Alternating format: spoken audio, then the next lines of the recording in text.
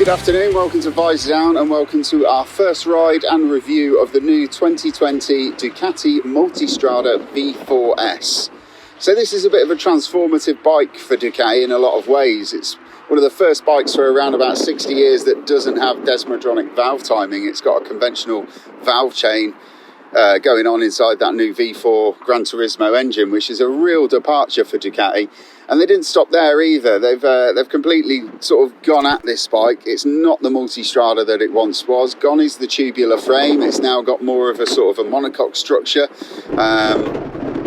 going on, and it's absolutely chock full of technology. This is now probably, I would say, without a doubt, the most technologically advanced adventure bike that you can go out and buy. It is an absolute smorgasbord of tech.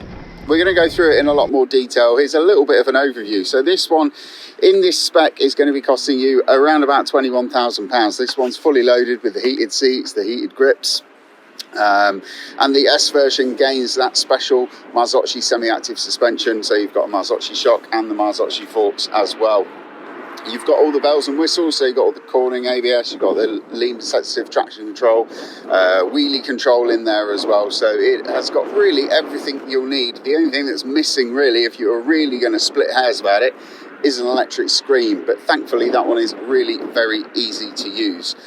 So I'm going to go through the engine of the bike first, because this is the thing that Ducati were making such a big noise about with the new Multistrada V4. It was that Gran Turismo engine, which is obviously a distant cousin of the Panigale V4. It's been stretched out, so it's 1158cc now. It is still a 90-degree V4, and it's got this special twin pulse architecture. So what Ducati have tried to do is to give this V4 engine the kind of the signature and the feel of the V-twin of old. It's pushing out 170 horsepower, 168 bhp. Once you've got that on the road, you're going to be, and through the gearbox and the drive chain, you're going to be losing some, probably near 155 to 160. But it is a phenomenally quick bike. I mean, obviously it's a Ducati, they don't make slow motorcycles. You've got 92 pound-foot of torque on demand pretty much wherever you want it in the rev range. It never seems to want for torque whatsoever. I am going to say it has lost, and this is, I know they tried with the twin pulse system that Ducati have got on that. It doesn't have that booming character that the previous 1260S had. I've got to say I absolutely loved the 1260S. It was one of my favourite bikes. I spent a lot of miles on one in, I think it was about 2017 to 2018. Even rode one all the way down to World Ducati Week in Rimini and back up again through Europe and over the Alps. And it just was the ultimate bike for me. And part of that reason that I loved it so much was because of that engine and that character and the way that it made you feel when you ride it. This does feel a bit more clinical. It feels a bit more digital. There's a lot more going on in the engine, and it does a lot more thinking for you than the previous generation 1260 did. That said, I mean, that's just my opinion on it. It is still hands down a better bike in every situation and every sense of the word, whether you're pootling around town, blasting down a B road, or hitting the motorway and just trying to cover some big miles in a short distance. I've not spent as long on this bike as I wanted to. I had a bit of annual leave, and it meant that I couldn't ride it because it was sat at home in my garage for a week. So this is more of a first ride, but Ducati have said that we can take this bike again and I can put some more miles on it in a couple of weeks' time, which will be very, very good. So I'm going to move through the chassis. So we've got Brembo M50 Stylema calipers, which obviously if you're going to sit Brembo master cylinders and calipers on anything, you're getting the best braking system that there is. I do find on the standard presets that were in the bike when it arrived to me, the ABS was too intrusive. You'd sometimes pull the lever and it'd feel like the discs were glazed and you weren't getting that bite that you needed. And I figured out that it was the ABS that was getting in the way of the braking power, and it was preventing me from asking all the questions that I wanted of the bike. That said, because you've got the menu system through the TFT dash, which I am going to say is not the easiest to use. The previous 1260 was a little bit more intuitive to use than this system. Because you can dial out the ABS, you can tell it exactly what you want to do. You can sort of spec the bike absolutely however you want it to be.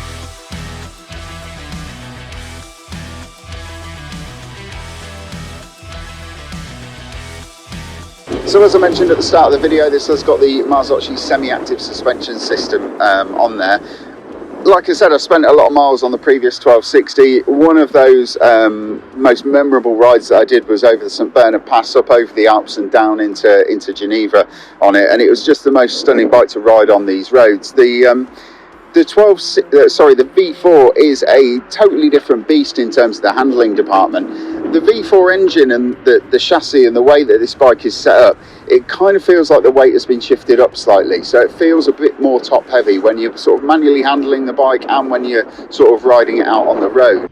So it's got a slightly different tyre setup to the previous 1260. It's got a 19-inch front wheel, and the profile of the rear tyre to me also looks like that's changed slightly as well. The 1260S was real point and square. You used to get it into a bend, you used to throw it into a corner, and then you'd stand it up, and then you just get on the power, and you'd use all that torque and that V-twin power just to get you out the corner as quick as you possibly could. It's not the most elegant of riding styles, but it just brings a smile to your face, and it was one of the things that I loved about the bike. This, the V4, seems a lot more fluid. It likes to flow in corners, and it likes linking up apexes, and it's just a much more flowing machine to ride. It hasn't lost any of that point and squirt mentality if you want to use it, but just in its natural state, it just feels like it wants to glide through the turns a little bit better.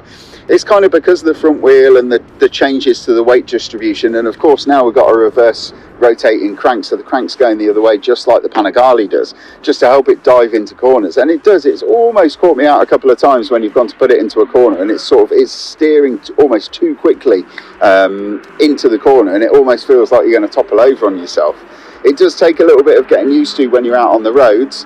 I have got to say that riding around town, though, I found this thing an absolute doddle. Even for me, 5'7", I'm an absolute short ass, and I am on my absolute tiptoes on this thing, and that is with the seat and everything in the lowest setting possible. So yeah, I am right on the limit of being able to ride this thing, because I mean, the windscreen when it's on its centre stand is as tall as me, just to give you an impression of how big this thing is.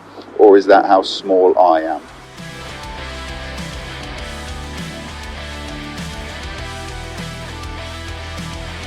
So one of the big talking points about the V4 Multistrada when it was released was the fact that it was the first bike on the market that you could buy with this adaptive cruise control, radar guided cruise control, whatever you want to call it. I always thought it was answering a question that nobody had asked, and that was until I rode a bike that had got the system fitted to it, which is KTM 1290 Super Adventure a couple of months ago over with KTM at Silverstone. And the system on the KTM was absolutely brilliant. I found it faultless, and it just worked really, really well, and you couldn't even really tell it was doing anything. It sort of accelerated the bike so smoothly and slowed it down so smoothly. But you know what, I still probably wouldn't use it. I'd still just use conventional cruise control or no cruise control whatsoever. I do find that the system on the Ducati is a little bit trickier. It kind of seems to get confused. When you're out on the motorway and you've got a lot of traffic around you, it almost feels like the bike doesn't know where to look for the obstacle that is directly in front of you. And on a few occasions, I've been riding down the middle lane of the motorway, not over on the left, I've been right in the centre of the lane on the motorway, and it has picked up other vehicles in the left-hand lane and thought they're obstacles and started to sort of drag the bike back and slow the bike down, which is a little bit disconcerting, because if it can spot something in the inside lane that it thinks is another vehicle, is it really looking where I want it to be looking all of the time? That said, I mean, I still don't really think that adaptive cruise control is a thing that, you know, all bikers should have. Obviously, if you're confident enough that it's not going to take your mind off what you're actually supposed to be doing, which is riding the bike yourself, then yeah, fair dues. That's a really great touch.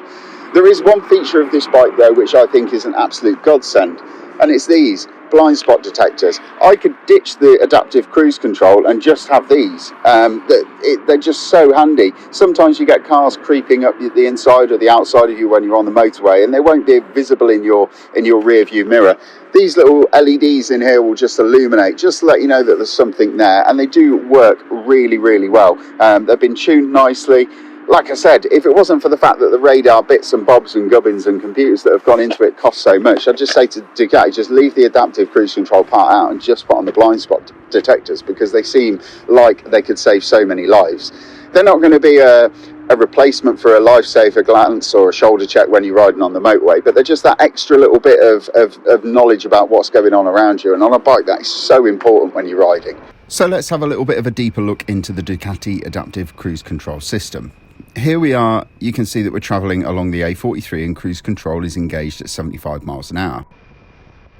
You can see that the cruise control is active and locked onto a vehicle from the icon in the right hand bottom corner of the dashboard.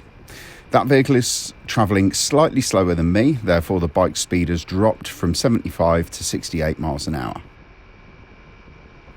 So my speed is dropping. That's not me closing the throttle or applying the brakes, it's because there is a car ahead.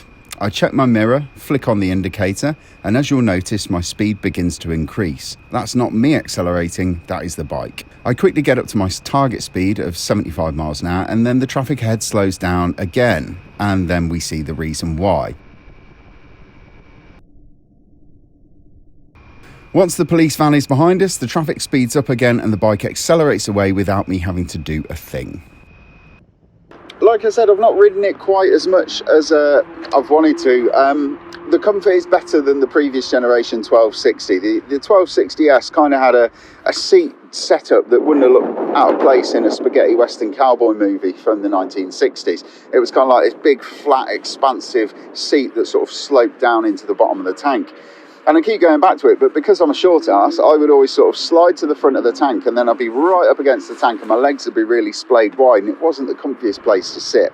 This is a much more conventional seat, so you've got a dual seat for the passenger and the pillion. It's much narrower, it's much more contoured, and it seems like a much better idea than the previous generation bike setup. And yeah, it does feel super, super plush and super comfy. I have not got any grumbles on that front whatsoever.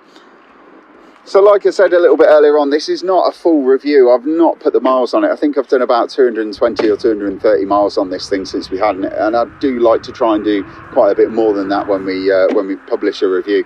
Ducati have kindly said that I can borrow it again a little bit later on this autumn for a couple more weeks, and I can do some more long distance, proper long distance stuff on it and do some MPG tests and stuff like that. So I'll let you know when that's coming up. Stay tuned and I will see you on the next one. Cheers, folks.